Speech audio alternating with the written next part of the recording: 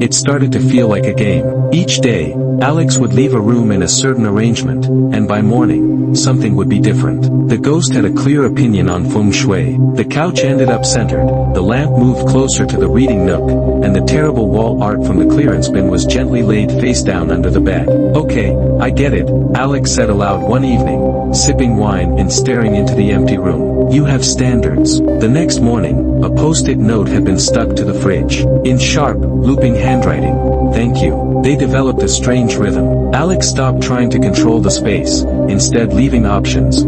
2 rugs rolled out in the corner, a few picture frames stacked on the floor, a coffee table book open to different pages. The ghost, who Alex had started calling Rumi, would make the final call. Eventually, Alex started writing notes back. "Why are you still here? What's your name? Do you like jazz?" Sometimes the ghost replied, "It's quiet now, I forget, only Coltrane." Loneliness that had crept in after Alex's move was now gently repelled by invisible company. They found themselves talking out loud in the evenings, playing records, cooking for 2. One night, after a particularly hard day, Alex slumped onto the couch and whispered, "I'm glad you're here." The next morning, the apartment was unchanged, except for one thing.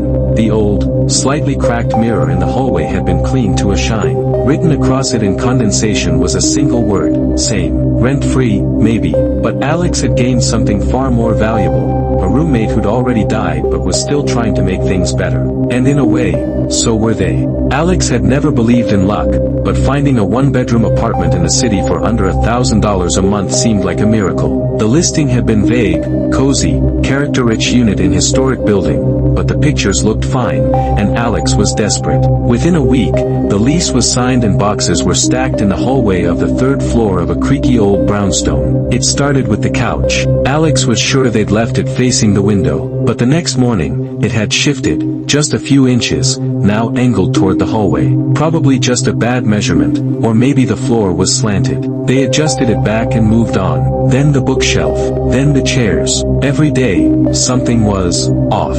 A throw pillow was now on the floor. A framed photo was turned backwards. Their toothbrush, for some reason, now resided in the freezer. "What the hell?" Alex muttered, standing in front of the bathroom mirror with a dripping toothbrush in hand. By week 2, it was clear summit.